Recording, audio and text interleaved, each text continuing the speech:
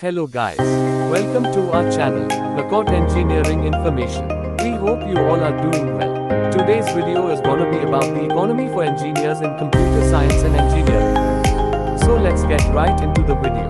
If you don't subscribe to our channel, please subscribe and share the past videos and new upcoming videos. Let's start.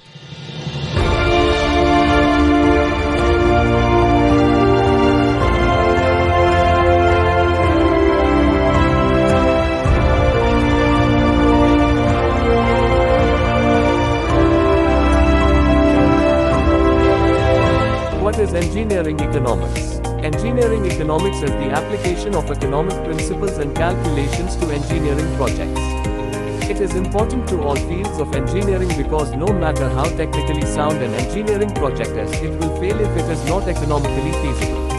Engineering economic analysis is often applied to various possible designs for an engineering project in order to choose the optimum design, thereby taking into account both technical and economic feasibility.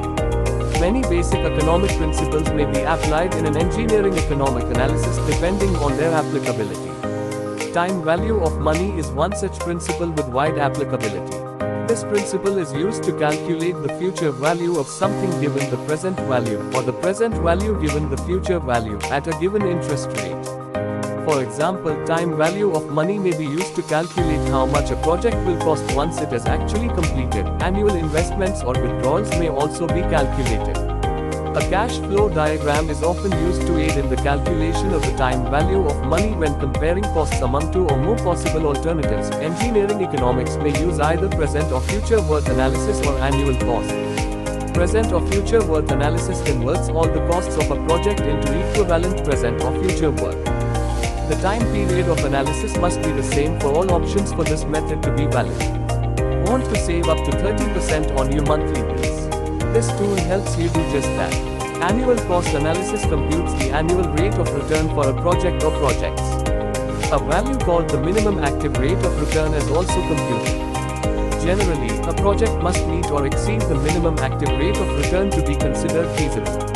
If two or more projects meet this rate, other criteria are also considered.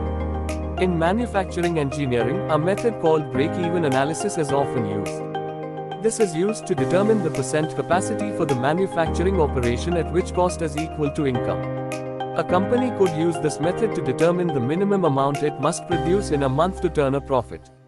Engineers may also use economics to calculate depreciation of value. For example, they could calculate the value of a tool that a company is considering purchasing. Methods for calculating depreciation include book value, straight-line depreciation, and accelerated cost recovery system. All disciplines of engineering employ engineering economics. Most university and college engineering departments require a course in engineering economics, or include economic analysis in other engineering coursework. Engineering economics is a required section of the Fundamentals of Engineering exam, which is required for engineers who desire to attain professional licensure.